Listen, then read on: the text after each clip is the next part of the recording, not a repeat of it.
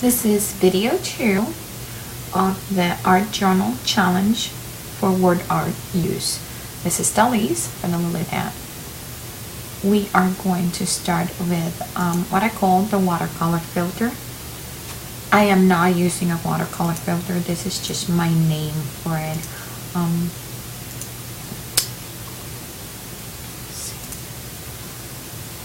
This is, I'm just zooming in so you guys can see. This is my word art. I just changed the opacity. I'm gonna put it back up again so you can see it, and it's in a linear burn just so you guys can see it easier. All I did was using my magic wand.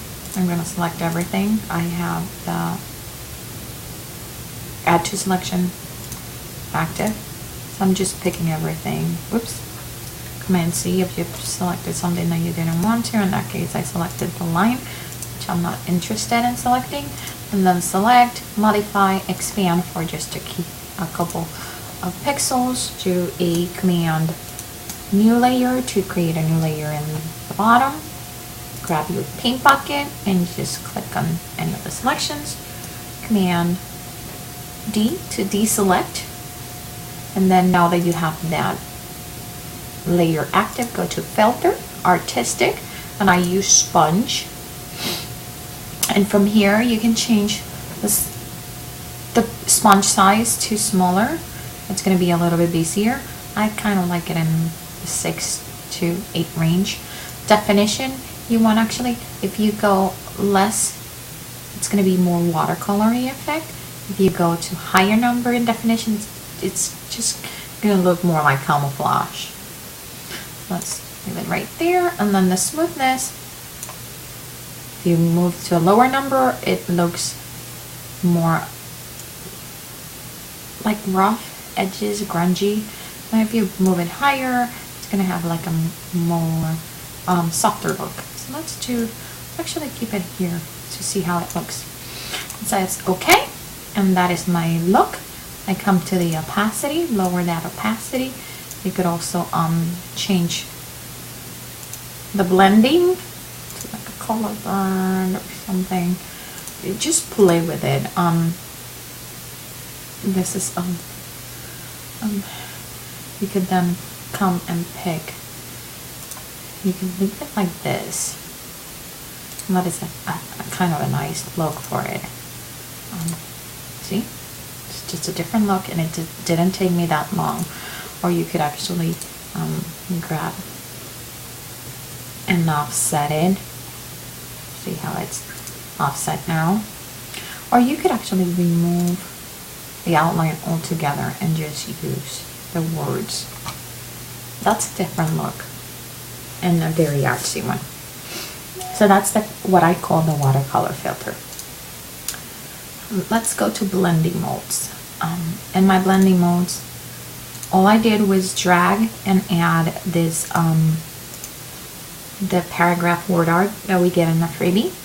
I have it with a linear burn color blend, and then all I did was copy and paste it, and here I added it and lowered the opacity, in this case to 24%.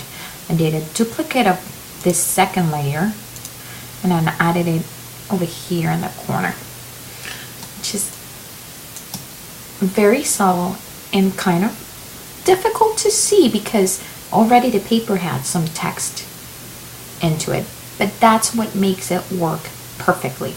This is just adding an extra dimension to your paper,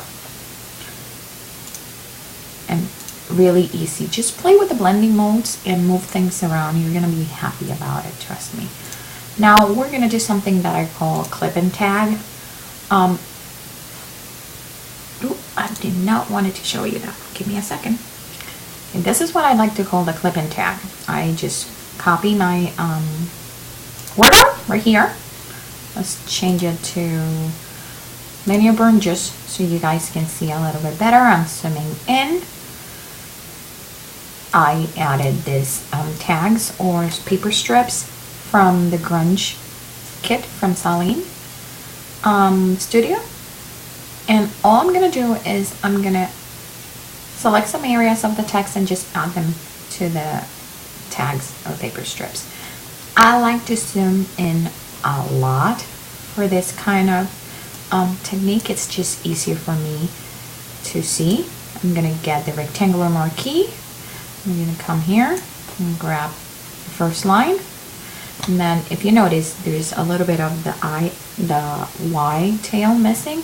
But since I'm in add to selection mode, I can come and create a little bit bigger section by just creating a rectangle. And then if you do a right click, layer via copy, or you can do Command J or duplicate, that's just creating a copy of that. You can come here, grab it, put it on your paper strip, turn it in this case just because my paper is turned.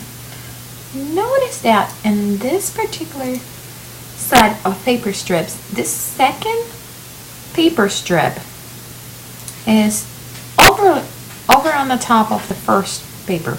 So if you were really writing something here, you couldn't see the whole text. So this is what I'm gonna do. And again, zoom in again so I can see better. I have my polygonal lasso tool, and I'm gonna come here and I'm gonna kind of follow the shape of that top paper. I got a selection. I'm gonna do Command Shift Inverse to select everything but that. And then I'm gonna make sure that I'm in the layer that has the text. And then I'm gonna click on mask, and that's gonna mask it. And now it looks like that paper, it's really on top of the other one. See? And you can keep doing that with all the text. And let me show you what it looks like. Now, if you remember, here in the text, the word required is broken down. In my paper strip, I can get that text in there. So what I'm gonna do is I'm gonna use any of the selection tools, polygonal lasso, you could do the rectangular marquee, whatever it is that you feel more comfortable in doing. And I'm gonna copy this require willpower here. I'm gonna put it in here. Remember that's this require. When you do the selection, make sure you don't grab that little rectangle or use the mask or an eraser to delete it. And then when you add it, there you go. You are changing this word art and making it yours in a fun way. It might be a little bit time consuming, but it's so much worth it, and it's pretty simple to achieve.